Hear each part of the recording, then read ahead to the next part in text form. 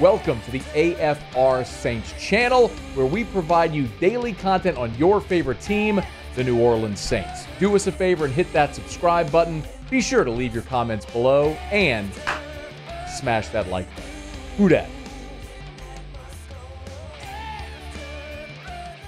As we've done here for, almost 3 consecutive weeks. We start hour 3 with our buddy Ross Jackson, who's been awesome to us to handle all these Saints reports from out in Irvine. Only one more to go after this. Ross, how are you, man?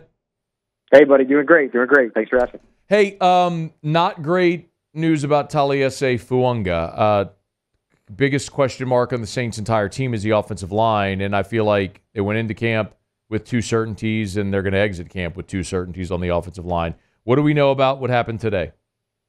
Yeah, so what we know is during individual drills, Taliese ended up leaving with what Dennis Allen called back tightness. So not your reference to a larger injury at that time or anything like that, just back tightness. However, we have seen back tightness keep Alvin Kamara, for instance, out of practice last week. So, or since throughout this week. And so with that being the case, definitely something to watch. As you mentioned, the Saints came in with only 2 sure things in their offensive line. Taliese Fuaga was becoming the 3rd sure thing. He had played at left tackle the entirety of training camp with the first team, had looked good doing it. So ideally for the Saints, this doesn't end up turning into a long-term absence of any kind.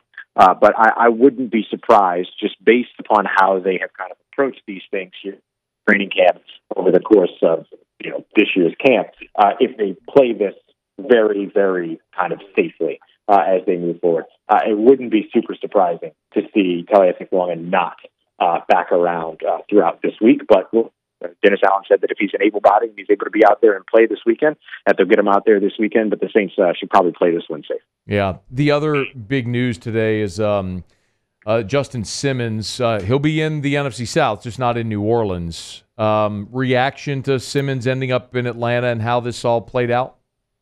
Yeah, boy, that's got to sting, doesn't it? I mean, this is a guy that this team, spoke with. Dennis Allen estimated sometime around the draft, kind of kept tabs on him. I don't know if they were actively pursuing him, but kept tabs on him.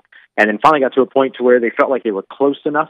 I assume that what he meant by that was contract, that they could bring him in for a visit, and brought him in. And the Saints have been really good in this area over the course of the past couple of years. Tyrann Mathieu, Jarvis Landry, although that didn't work out in the long run.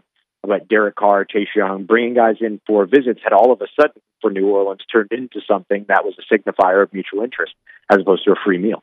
And unfortunately for the Saints, this one didn't work out that way.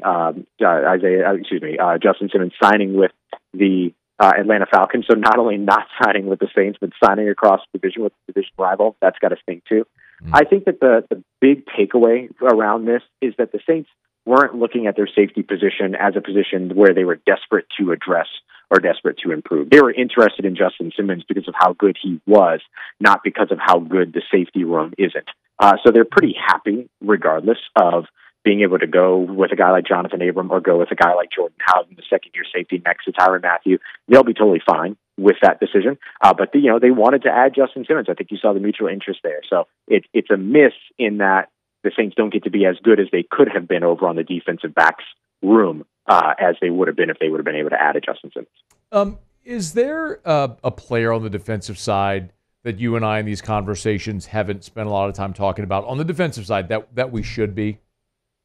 Yeah, I would say that maybe like one guy that's probably worth mentioning right now is Peyton Turner. We talked about him a little while ago, but he has continued to look good here throughout training camp. Okay. And I think the thing that has worked really well for him too is that they've been moving him inside. And really, Cam Jordan is another guy that maybe is a part of this conversation too, because they've been moving him inside a lot too. And both of those things give you a whole lot of versatility and a whole lot of opportunity over on your defensive line. It allows you to, run stunts with these guys. It allows you to get those interior offensive linemen kind of back on their heels because for, 50 snaps, they've been getting hit in the face by the big 300-pound guy. Now all of a sudden the fast 260-pound guy is in front of them, and how do they adjust to that, things like that. It creates a lot of that sort of turmoil for offensive lines. So I think that having access to that between guys like Cam Jordan and Peyton Turner is really valuable. Tano Passanio last year played over 150 snaps from 0 to 3 tech, so kind of those interior rush positions. And they're going to need to replace that because Tano's not going to be ready to go at the beginning of the season. Guys like Cam Jordan and Peyton Turner seem to be filling into that role. Yeah, great stat there. Wow. Boy, that would be something if they could maximize Peyton Turner finally after all this time. We've got to keep him healthy, certainly. Anything on Isaiah Foskey? Foskey was an interesting one. He was my most improved guy throughout training camp, and then he got to that Arizona Cardinals game and just couldn't generate the pressure that I was hoping that he would be able to translate from what he's been able to do here in training camp. He looked really solid all throughout camp and really has looked solid again since that Arizona Cardinals game. So maybe that says more about where the Saints offensive line is than anything else.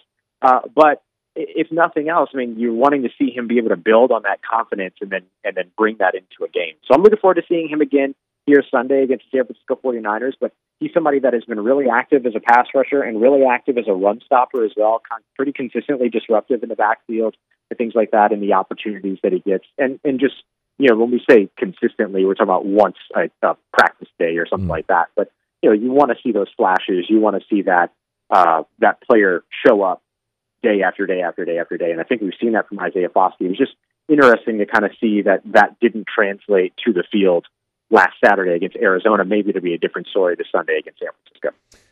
Ross Jackson, Locked On Saints, LouisianaSports.net. Before you go, standout today, anybody catch your eye? Yeah, Brian Austin. He was my dog of the day today. Nice. I've been doing a dog of the day every day. Love it. And so that's kind of like my underrated guy that brought a lot of energy and did a lot of good things. Brian Austin was awesome today. He did have one drop early, but after that just kind of turned it on, made what I think people are calling the play of the day. I think Foster Moreau's catch off of the batted pass at the line of scrimmage, diving catch in the end zone for a touchdown, that to me was the play of the day. But right before that, Brian Austin reeling in a 29-yard catch in between two defenders, had to go up high to get it over his shoulder and come down with 2 feet before stepping out of bounds at the 9-yard line. Really, really great catch by him, and he had some other moments too, contributes on special teams, all these other things. Kevin Austin's really one to watch to potentially steal a wide receiver spot on this 53-man roster. Okay. Ross Jackson, get him on Twitter, X at Ross Jackson Nola. Of course, Locked On Saints podcast. Subscribe wherever you get your podcast, and be with us anchoring our Saints coverage, leading our Saints coverage for LouisianaSports.net. Thanks, man. We appreciate it. Thank you, buddy. Take care. Stay safe. Talk to you soon. Hey, thanks so much for watching. Please leave your comments. I love to interact, and be sure to hit the red subscribe button below.